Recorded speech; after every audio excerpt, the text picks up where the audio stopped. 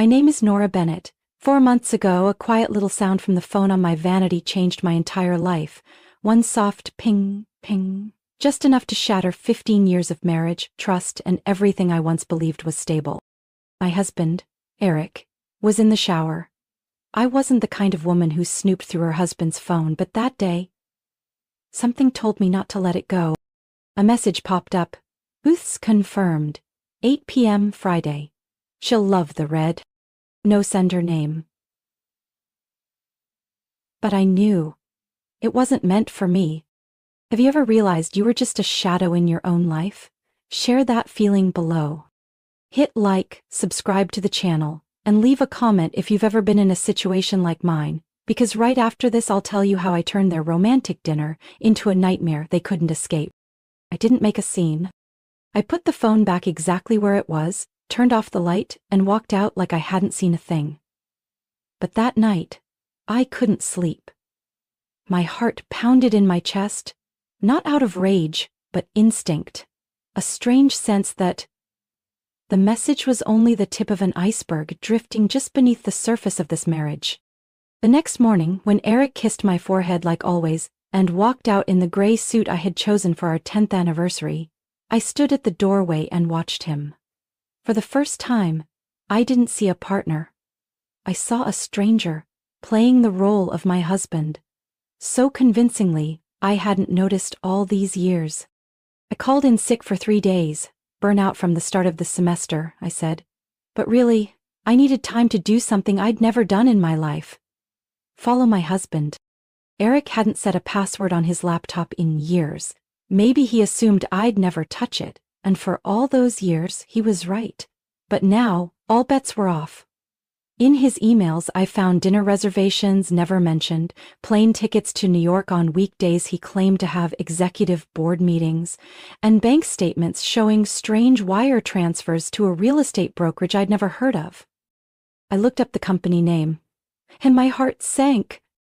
Eric had purchased a 2-bedroom apartment in Soho, registered under a shell company, paid for with our emergency fund, the same one I thought he was saving for our early retirement plan in Arizona.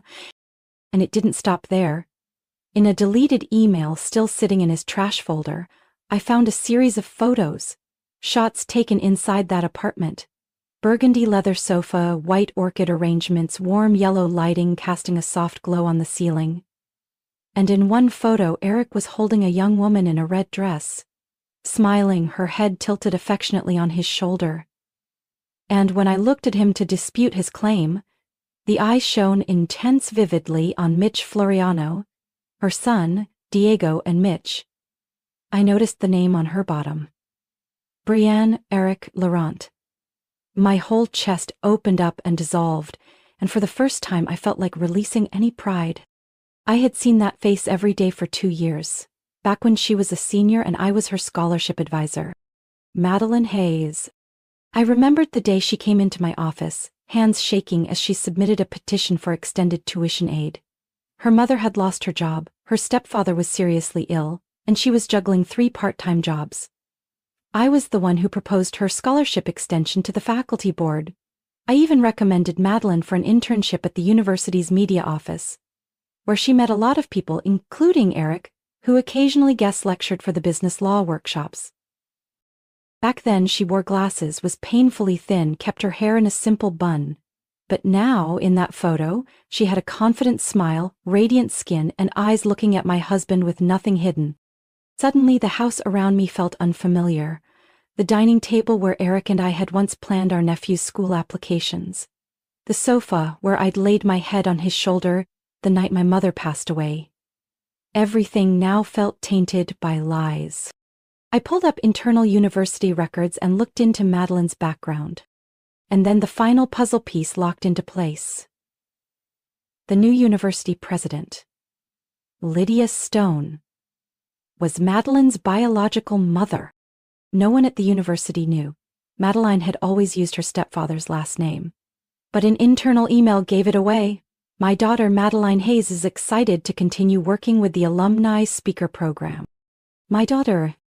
I sat frozen. Not from anger this time, but from betrayal. I had mentored the daughter of my university president, paved her path, trusted her, and unknowingly handed my husband to the same girl who once called me her inspiration. I suddenly recalled a recent board meeting when President Lydia walked in and smiled warmly at me, saying, "Nora, it's wonderful that you're still as dedicated as ever. Students like Madeline clearly owe a lot to your guidance." Now I understood what she really meant. The more I looked back, the more I saw how everything had been orchestrated long ago, step by step. And I had believed all along that kindness would yield good things. Turns out, unguarded kindness is the easiest thing to counterfeit. I used to think I understood the law well enough to never be outmaneuvered. I teach advanced finance at the university. I've lectured on hedge funds, risk analysis, and even the tricks shady entrepreneurs use to evade taxes or hide assets. But I forgot one critical truth.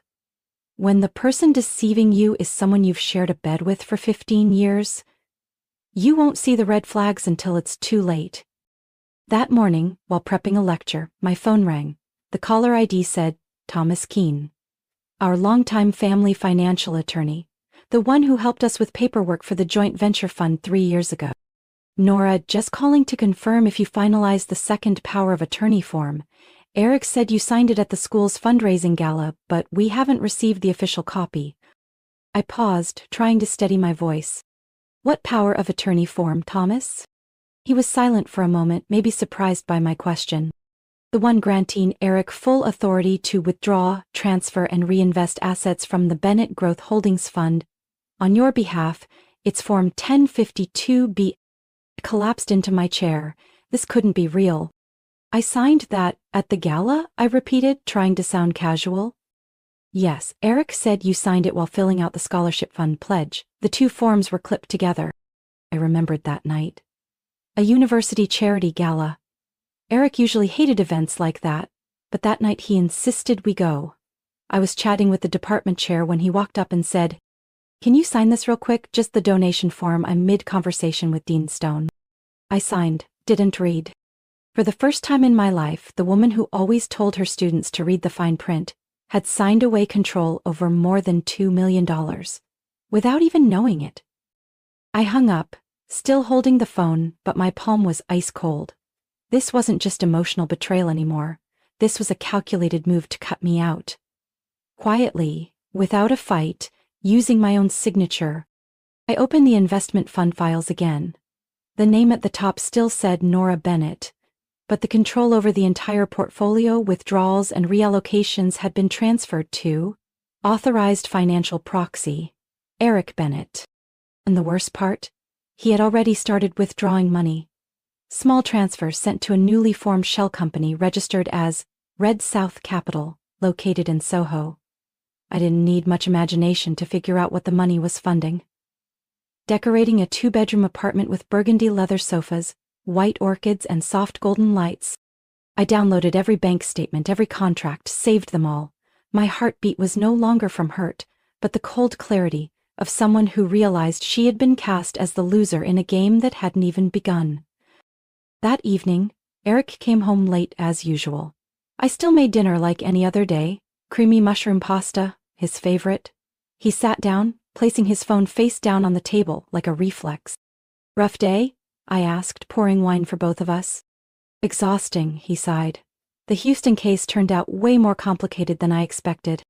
I smiled faintly. A part of me wanted to scream in his face, "Houston or Soho, courtroom or love nest?" But I said nothing. I kept my eyes on him. The safety I once felt in his presence had vanished. All that remained was a man skilled at deception, even in silence. "Oh, by the way," he said, as if suddenly remembering, "didn't the school send something about the scholarship fund? You signed it, right?" I smiled, hiding the tremble in my hands. "Yes, I signed everything." He seemed satisfied, raised his wine glass and gently clinked it against mine. That was when I realized that thank you wasn't for the dinner. It wasn't for love. It was because I, unwittingly, had helped him complete a legal fund transfer with a signature I never should have given. But what he didn't know was I had already started gathering every piece of the puzzle, and once they were in place, I wouldn't ask, why did you do this? I'd ask, did you prepare for what happens when I know everything? I used to think that when a woman finds out her husband's been cheating and stealing from her, she'd smash the wine glass, scream, throw him out. But when it happened to me, my first reaction was silence. Not because I was weak, but because I understood something clearly. For someone like Eric, rage would only help him stage a new play, where I'd be the unstable wife and he'd be the wounded husband. I wouldn't let him write that script. That same night, after Eric fell asleep, I took out my personal laptop, the one I used for lecture notes and academic research, and sent an email to Marcia Levinson, the attorney who once helped me buy into my first equity deal when I launched a startup with a few fellow professors. We hadn't spoken in 4 years, but it only took 17 minutes for Marcia to reply. Nora, call me first thing tomorrow. If it's urgent, I can meet in person. We met at a small cafe in Cambridge. It was drizzling. I brought a thick folder, my heart pounding but my hands steady. I was no longer the wife left behind with a phone and a message. I was a woman preparing to fight, using their tools: law, evidence, silence. Marcia didn't ask many questions. She flipped through the documents, nodded, and said 3 words. He's an idiot. I couldn't help but laugh. I want to open a financial account under a new legal entity, no links to any joint assets. Good. I'll take care of it. And I need a professional investigator, not the kind who gets noticed. I know someone, his name is Malcolm, used to work with a team of federal defense attorneys, no recordings, no digital trail. Over the next 2 weeks, I lived like 2 separate people, a beloved professor teaching macroeconomics, eating lunch with colleagues, coming home to cook for a husband, secretly moving money behind my back, and a woman quietly pulling her personal investments from the joint venture account, rerouting them into a new legal entity named Alder and Finch Consulting, registered in Delaware, leaving no trace that led back to me. Malcolm moved like a ghost. He found everything: security camera footage of the Soho apartment entrance, receipts for furniture bought using a supplementary card Eric had issued to his marketing associate, even photos of Madeline and Eric holding hands as they left a boutique hotel in Tribeca on a Tuesday morning. One Eric had told me was a full-day trial session. But the thing that shocked me most didn't come from Malcolm. It came from me. While combing through past student records to trace Madeline's background, I returned to the university's internal archive. Her name appeared alongside a few sealed disciplinary codes, accessible only with special permission. I requested temporary access under my scholarship advisor credentials, a status I still held from my time on the academic board. The file opened. In 2012, Madeline Hayes, then only 17, had been temporarily suspended for involvement in a fraudulent scholarship application and GPA tampering ring led by her ex-boyfriend. But since she was a minor, the case had been sealed after she completed the school's honor restoration program. At the bottom of the file, I saw the signature for Academic Sponsorship and Supervision Agreement. And it was mine.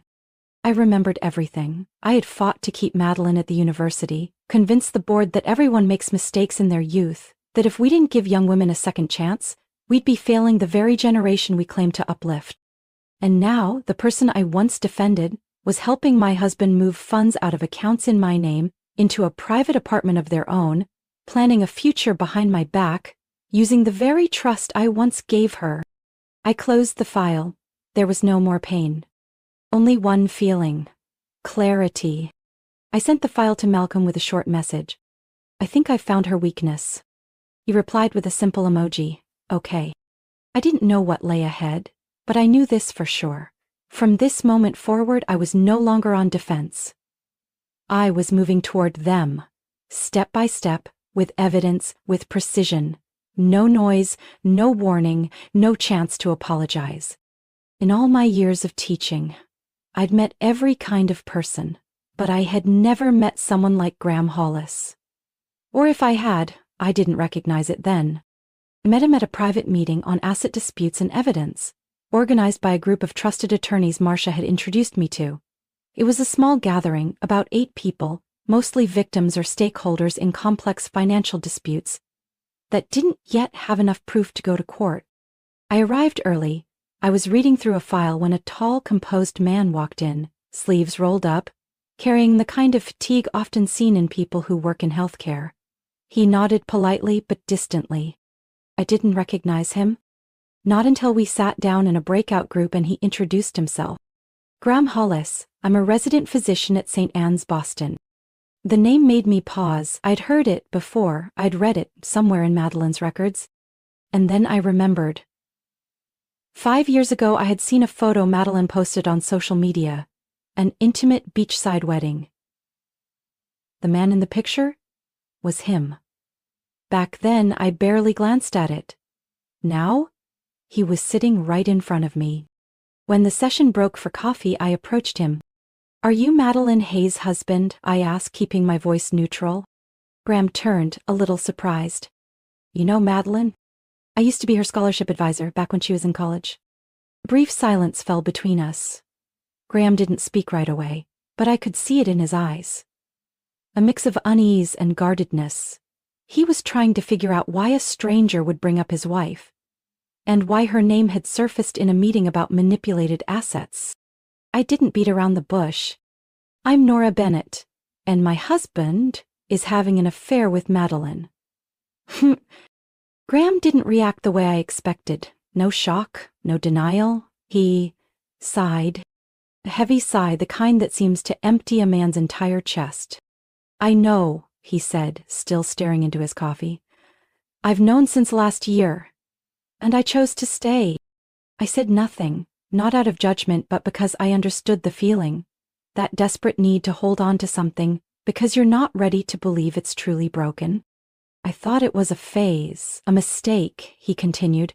She was struggling with work and she said Eric was the only one helping her through it.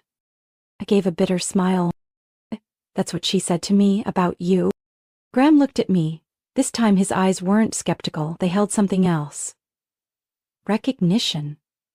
A kind of quiet solidarity that only comes from those who've lived the same betrayal. We didn't speak again until the end of the session. As we were leaving, I handed him a sheet of paper, a copy of the fund transfers from my joint account to the shell company Eric and Madeline were hiding behind. His hand trembled slightly as he took it. I had no idea about this. Neither did I, until 2 weeks ago.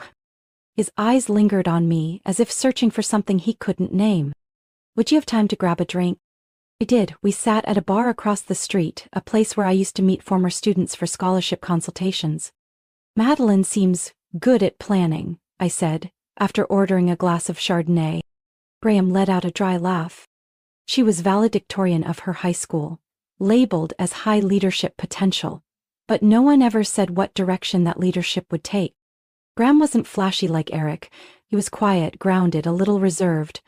But in the way he spoke about his pain, I sensed something Eric had never shown me. Honesty. He told me Madeline had filed for divorce, citing emotional detachment and prioritizing the hospital over the marriage. It was written coldly, precisely, and came with a lawyer. I used to think I was the one at fault, he said, eyes fixed on the table. Until today. I placed the full file beside my wine glass and slid it toward him. These are the full documents. Transfers, property records, photos. He didn't take them right away, just stared at them, like he wasn't sure whether he wanted to know. Then he nodded and slipped them into his bag. Thank you. Call me Nora. A slight pause, then a faint smile from him. Graham, I didn't know what that night would lead to. But I knew this. Sometimes, between two people who've been betrayed, all it takes is a simple nod to start rebuilding the trust someone else tried so hard to destroy. I chose Bellamy and Finch, a third-floor restaurant in a historic Back Bay building, where soft piano music always blended with the scent of oak wood and warm candlelight. Eric once called it a place for people who win big. He said that after landing a multi-million-dollar deal with Manhattan Capital, the same fund he was now using as a front to siphon assets out of our joint accounts. I booked a table next to the private room where Eric had discreetly made a reservation 3 weeks earlier, according to data Malcolm had pulled from the internal system. My table was separated by an ornate wooden partition, elegant enough to be polite but thin enough to hear every whisper on the other side. I wore a simple black V-neck dress, nothing flashy, the same pearl earrings Eric gave me for our 10th anniversary, now a stage prop. I arrived 15 minutes early, checked the setup, and sent a final signal to the 2 guests I'd invited, Graham and Mr. Douglas Vance, Eric's primary investor in the Terraphase project. Douglas, in his early 60s, was a composed man who had once attended a seminar where I served as an advisor. Back then, he had asked me for my opinion on Eric's business model, unsure whether to invest in a man with more ambition than capability. I had answered with all the loyalty I had then, "He won't let anyone down." Tonight, I was going to correct that. Douglas entered through the back entrance as planned. Malcolm, with a discreet earpiece, made sure timing and placement were perfect. Graham arrived a few minutes after I did, neatly dressed, calm. His eyes were steady. No doubt, no pain. Just the cold clarity of a man who had seen the truth at its root. From the other side of the partition, I heard Eric laughing. His voice had that husky tone he got after a few drinks. Then, Madeline's voice, soft and honeyed. "I told you, no one controls you but me." I set my wineglass down and looked at Graham. He nodded. Everything was ready. At exactly 8:12 p.m., the glass door behind me opened. Douglas walked in, composed like someone simply searching for his table. Then he stopped, right at mine. "Ms. Bennett," he said, his voice low but firm, "we need to talk." Across the divider, the clink of glasses stopped. I didn't have to look. I knew Eric had gone pale. "Of course, Mr. Vance," I replied, standing to shake his hand. "You're welcome to join us." Douglas sat. The server walked by, glanced subtly, then recognized this was a different kind of table. I nodded to the manager, and immediately 2 new menus were placed before us. From behind the partition, Eric's voice rose, lower now, laced with suspicion. "Madeline, do you feel like something's off?" No reply. Just a few seconds of silence. Then the sound of a chair sliding. Madeline stood, likely heading for the restroom. But before she could take a step, Graham rose and stepped forward, blocking the narrow path between tables. In his hand was a brown envelope. He didn't say a word. He simply placed it on Eric and Madeline's table, opened it, and let the documents spill out. Bank transfer records, apartment camera footage in Soho, and most damning of all, a printed message between Madeline and her best friend, where she wrote, "Once that idiot Graham signs the divorce for emotional disconnect, I'll drop the lawyer too. Half the assets plus the apartment is all I need to start fresh. Smart women don't choose love, they choose the board." Eric snatched the paper, read quickly, then seemed unable to stand. His hands trembled, lips pressed tight. Madeline. Eyes wide, face pale as paper, as if all the blood in her body had vanished in an instant. Douglas stood up and pulled his phone from his jacket pocket. "I believe our conversation is over, Eric. I don't invest in men who use their wife's money to fund their mistress." Eric jumped to his feet. "No, Mr. Vance, I didn't know about this. I didn't—" Douglas shook his head. "You knew. You just didn't think you'd get caught, and Nora, you don't owe me an explanation, just tell me. Where should I move my investments next?" I looked at him, unable to hide a bitter mix of gratitude and disappointment. "I'll introduce you to another team. They do real work and don't use marriage as a cover." Graham turned to Madeline. "I used to think you were immature, impulsive, but I never imagined you could calculate this far ahead." Madeline glanced at him, her hands shaking as if caught without a script. "Graham, it's not what you think. I just felt trapped." "No one's trapped while counting every dollar they pull from someone else's account," he replied. At that moment, Eric turned to me. "Nora, you did this. You staged all this just to humiliate me in front of everyone?" I calmly set my glass on the table. "No, I did this to end it. To end the years I spent beside someone I thought was my husband, when really, he was just a lawyer with a marriage license." The piano music kept playing, as if the restaurant was used to the sound of truth being served. And we sat there, a table for 4. 2 betrayers and 2 betrayed. But the power no longer belonged to them. Madeline was the first to leave the table that night. She said nothing, didn't look at anyone. She stood, grabbed a handbag far too small to hide any kind of excuse, and walked out of the restaurant. No goodbye for Eric, no final glance at Graham, a fading shadow slipping down the marble hallway. Like none of it had ever been real. But the consequences were very real. Less than 24 hours later, I received an email confirmation from Douglas Vance's office.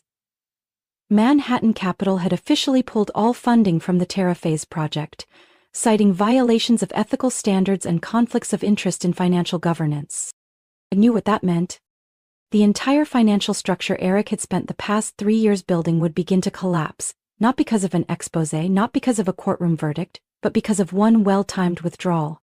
2 days later, Eric showed up at my doorstep. I wasn't surprised. He had called dozens of times, sent texts, even a 3-page email titled, "We need to talk like adults." I hadn't responded, but I knew he'd come. He wore a wrinkled shirt, no tie, his face damp with sweat though the weather was mild. I opened the door and stood in the frame. "Can I come in?" he asked, voice low. "Only if you answer one question truthfully," I replied. "Did you ever plan to tell me the truth? Even once?" A beat. Then he lowered his head.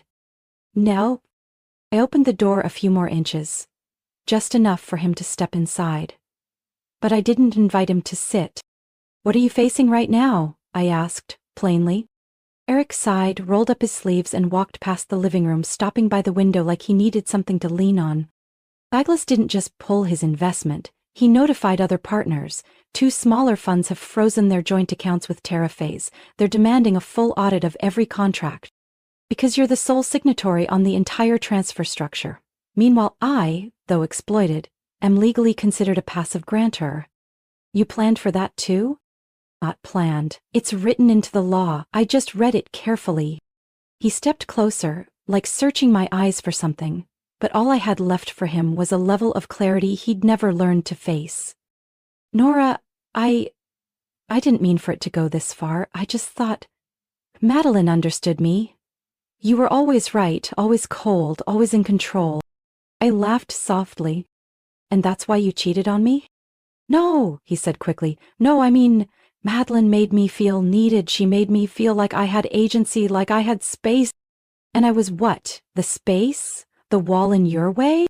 "Eric," I said slowly, "no one can lead you away if you haven't already stepped away from me first." I didn't say it with anger. I was stating a truth that had taken me years of living inside a lie to finally understand. He slumped onto the couch, fully collapsed, as if, for the first time, he'd lost the role he'd played for so long, the successful husband, the man who had it all. She left me. She won't text back. Won't pick up. I thought she'd stay." I met his eyes, and to my own surprise, the anger was gone.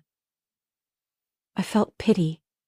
Not for our marriage, but for a man who destroyed everything he once stood for, chasing an illusion. "What are you planning to do?" he asked, eyes red. "Legally?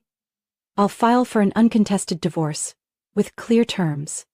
I keep all my separate assets. Anything you already transferred, my lawyer will handle. I have nothing left, Nora. Not my problem." He looked like he was about to say something else, but stopped. I walked over to the table and handed him an envelope I'd prepared in advance. "These are the statements my attorney compiled, along with a summary of the asset division terms. I suggest you sign before this becomes something larger, otherwise, I'll let it go to court." "You'd really end it like this." "I'm not ending anything, you already did. I'm just putting the period at the end of the sentence." He said nothing more. He took the envelope, stood, and walked out, shoulders sagging as if he were carrying the wreckage of his own choices. I signed a divorce agreement with a black fountain pen Eric once gave me for our 8th anniversary, a gift engraved with my name and the words, "To my anchor forever."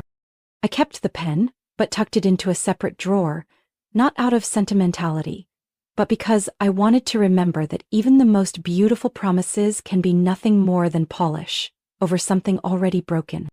The court ruling was clear. I retained full ownership of all premarital shares, including investments properly reinvested under legal title. Any jointly held assets, the house in Vermont, 2 retirement savings accounts, were divided per statutory guidelines, but Eric was ordered to repay the amount he had withdrawn from the shared fund without lawful consent. There were no drawn-out arguments, no public blame games. I declined every interview request from the media, even from a female journalist I deeply admired, someone who once wrote a piece about women in academia facing financial manipulation. "You should share your story, it could help a lot of people," she said. I understood, but I said no. I didn't respond to any more emails from reporters. I posted nothing cryptic on social media. I didn't name names. I still showed up to campus on time, still lectured in my steady voice, still had lunch with the old humanities faculty group. One Wednesday afternoon, while reorganizing the office bookshelf, I heard a knock. It was Graham. He wore a pale blue shirt, holding 2 cups of coffee, placing one on my desk like it was something he'd done every week for years. "The court sent the confirmation," he said. "The divorce is finalized." "No compensation?" I asked. He gave a half-sad, half-relieved smile. "None. Thanks to the ethics clause in the prenup my father insisted on. I thought it was unfair back then. Now, I'm glad it existed." I didn't ask how he felt. I knew. Just like me, he had lived through the quiet grief of losing someone he once trusted. Someone he once called family, and the version of himself he once was in their presence.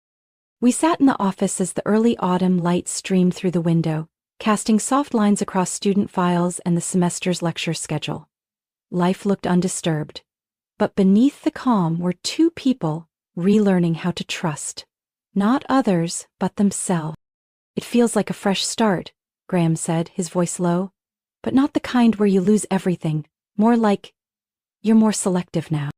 Like cleaning out an old library, only keeping the books you'd actually reread." In his eyes, there was no script, only a softness that language had never quite captured. We didn't rush to name what was between us. No labels, no boundaries. But in those quiet meetings, sometimes at a little cafe near his hospital, sometimes at the fall symposium where I invited him to speak, I felt it clearly. Between me and Graham, there was nothing left to prove. We had been deceived, but we didn't let the wound define us. A week later, I received an envelope from the university office. Inside was a handwritten note from the department chair. The one who had once sided with Eric during academic funding panels. The letter was brief. "Bennett, I once believed silence was a form of surrender.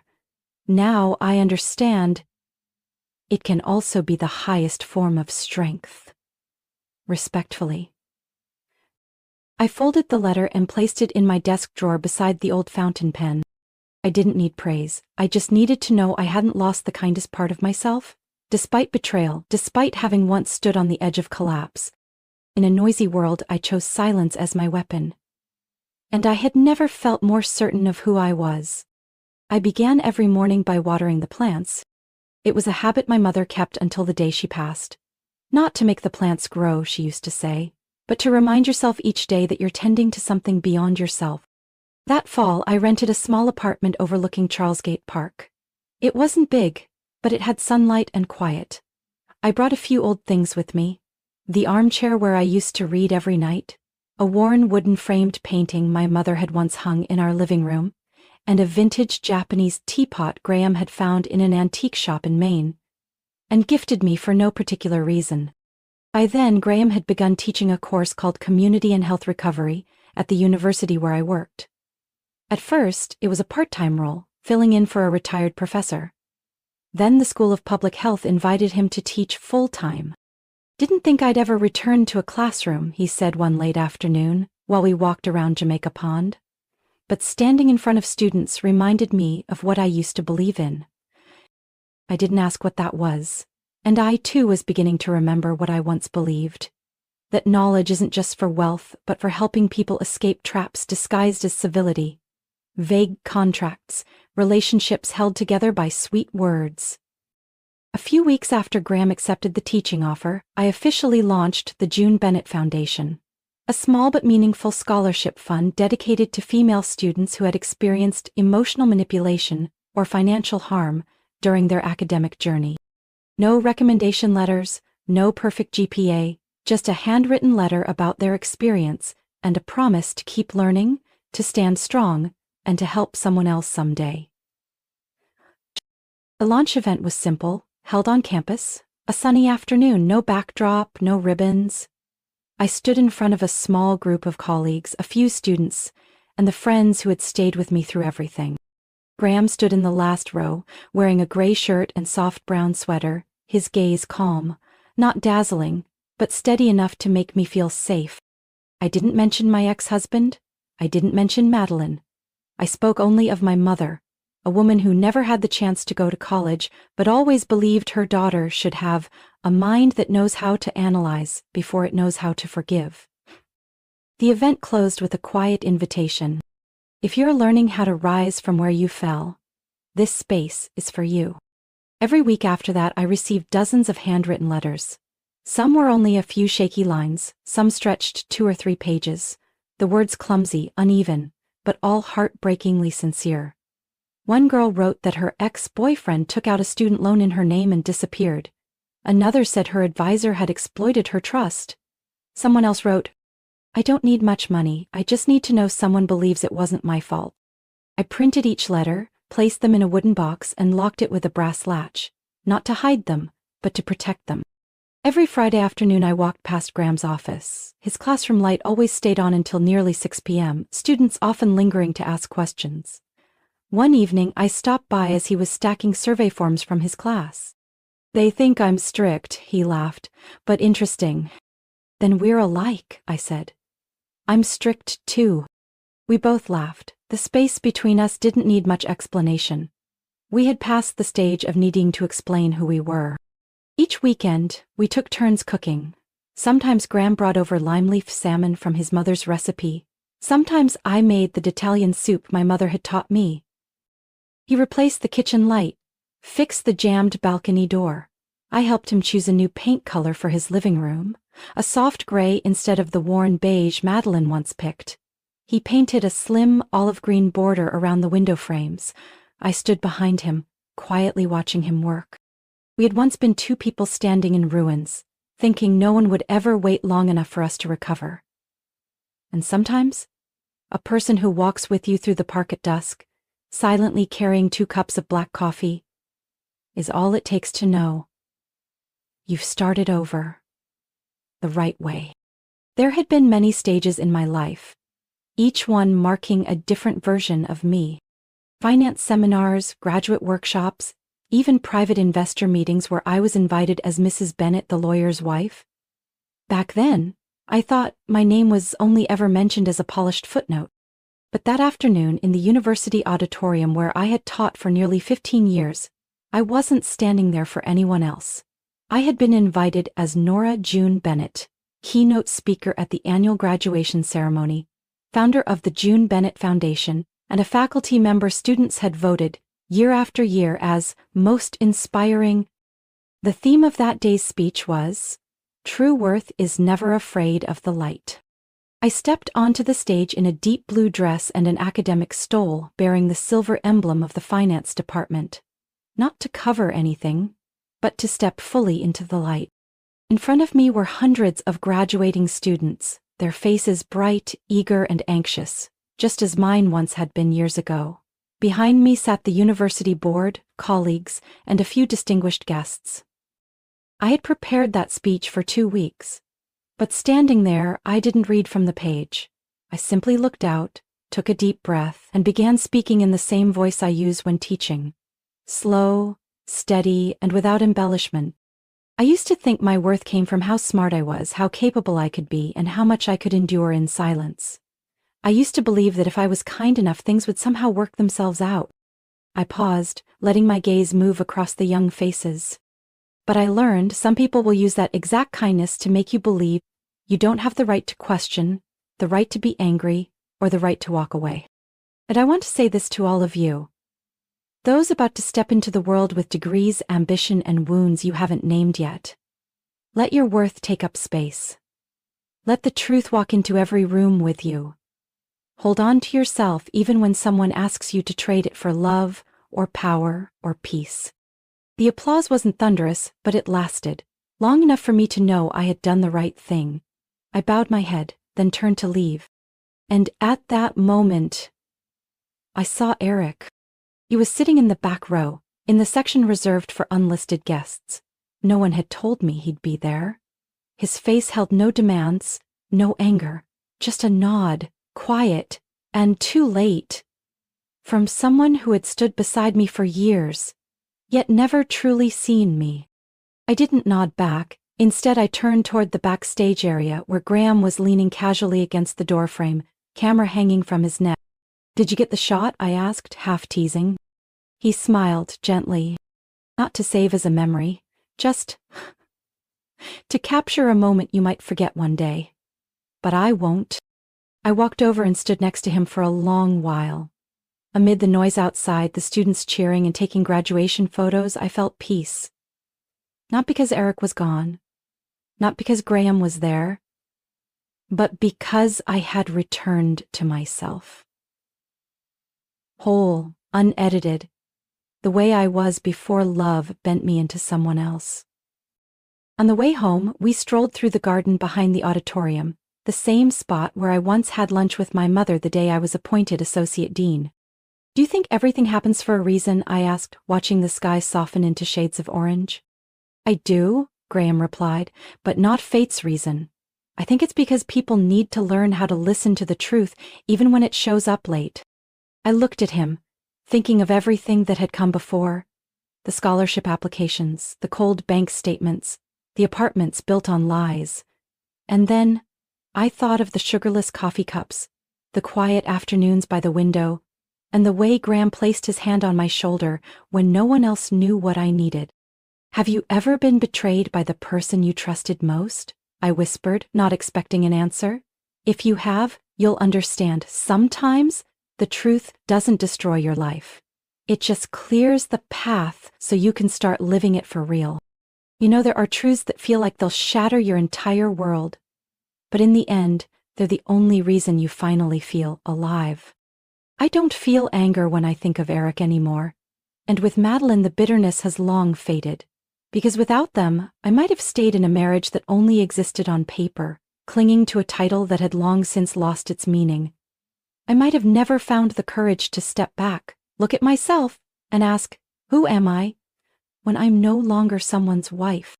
And what about you? Have you ever had to choose between the truth that hurt and the lie that felt safe? Have you ever kept quiet, afraid of losing something, only to realize that what you were holding onto had never really been yours? Share your thoughts in the comments. It doesn't have to be big. Sometimes one line is enough to let someone listening know they're not alone. And if you're drawn to honest stories about family, trust, betrayal, and the quiet, difficult work of rebuilding from the broken pieces, don't forget to subscribe to the channel. There are more stories, rich and real, waiting for you. Because sometimes it's the most heartbreaking endings that lead us to the most beautiful version of our lives.